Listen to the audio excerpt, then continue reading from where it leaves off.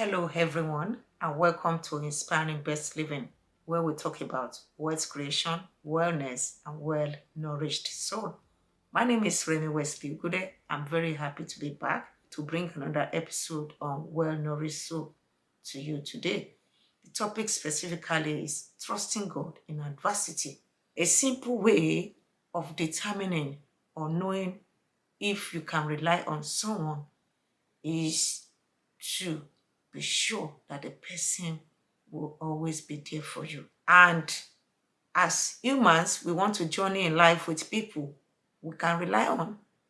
That's why before you are joined together with a partner, you want to be sure that the person is someone that is trustworthy. It's the same way relationship between employer and employee before a relationship is formed between both of them. The employer wants to determine, can this employee stay? Will he be loyal? Will he be faithful?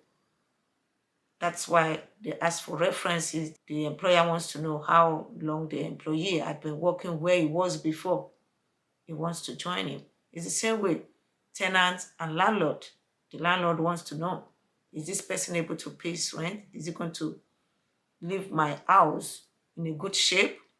It's the same way we also want to know if God will protect us and keep us and be faithful to us. The only difference is that we can't sit God down and ask God in an interview, will you take care of me? Will you take care of my husband? Will you take care of my children? But God, in his infinite wisdom, has, through his word, the scriptures, provided all the track record we need to know to entrust our lives into his hand. He's provided the track record in his word, the scriptures. In the scriptures, you have examples of people that God has been faithful to. So if you are coming to ask God, can I trust you? Go to his word. You will see evidences of where God had been trusted, where people had entrusted their lives to God and they found him faithful. God also built this track record through you and I by giving us lasting testimonies, past testimonies. Those are the different ways through which you can have track record of God, of being faithful, being trustworthy. As I'm talking to you, I'm also a testimony. My life is a testimony. It's an evidence that God answers prayers. The reason why I had to tell you all this is because I know adversity is a reality. It is real. Adversity has nothing to do with whether you are good or bad. Every one of us experience adversity, whether you're a person of faith or you're not a person of faith. And you may ask me, what is the difference? If I have to still experience adversity, whether I'm of faith or not, the difference is this.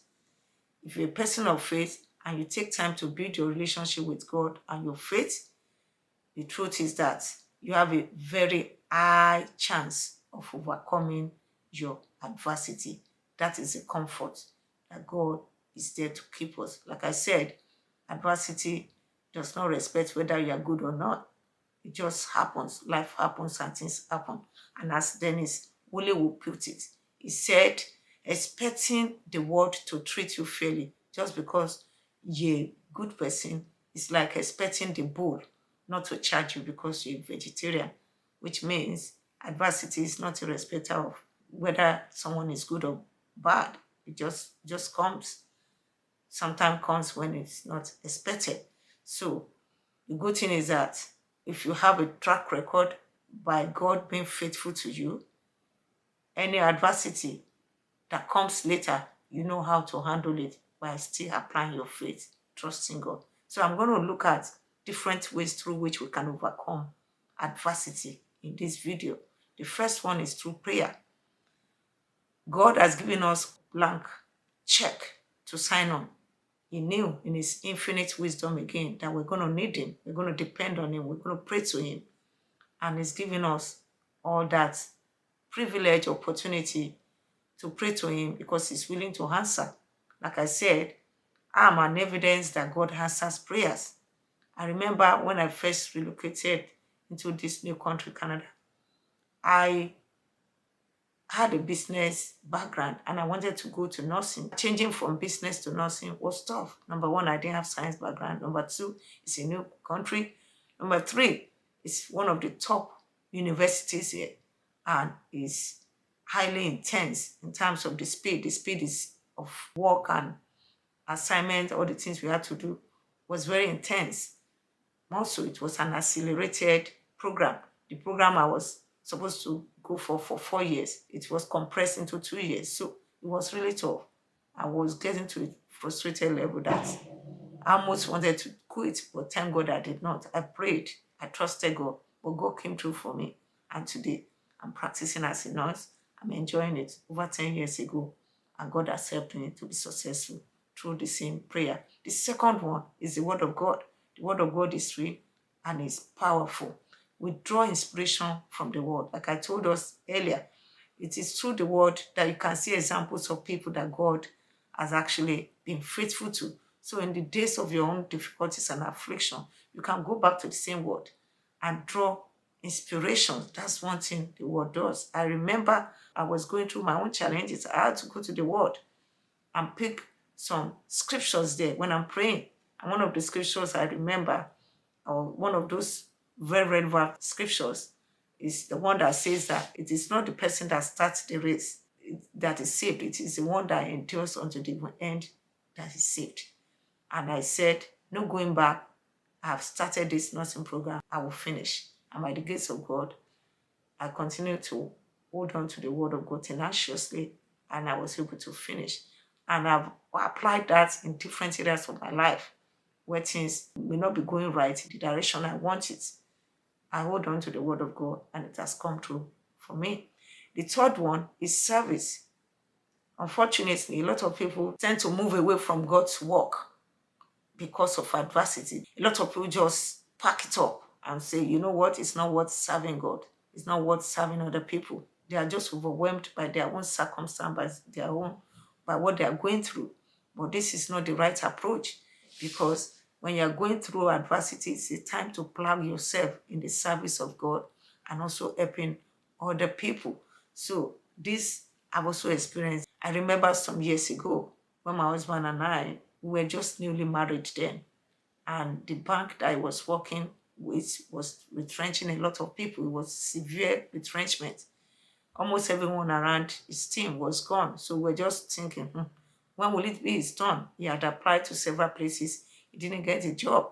So we were believing God. Nothing happened.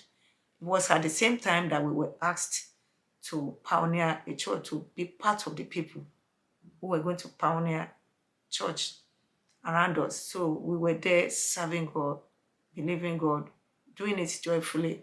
And one day, we just got an update that he was hired by one of the places he had applied to, that he got the job. So we're very happy. That job took his career to another level entirely. So what am I saying? God is very faithful. Even during difficulties, he's seen us. He knows, and he has the best outcome for us. He's going to so much deliver us in a way that we never can imagine. Even if it looks like results are not forthcoming as we expect, wait on God. He can be trusted. And I tell you, he does not disappoint. He even said it in his word, that many are the afflictions of the righteous, but the Lord delivers him out of them all. I don't know what you are going through, but I can tell you that God that delivered me severally, he can deliver you as well. Before I go, I want to just remind you that this platform is to inspire us to thrive in 3 areas of our lives: wealth creation, wellness, and well-nourished soul. Remember, you don't have to choose between being healthy and wealthy. You can have both as icing on the cake of a well-nourished soul.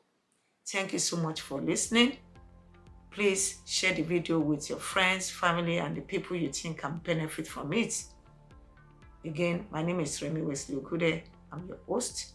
Until I come your way next time, take care and bye.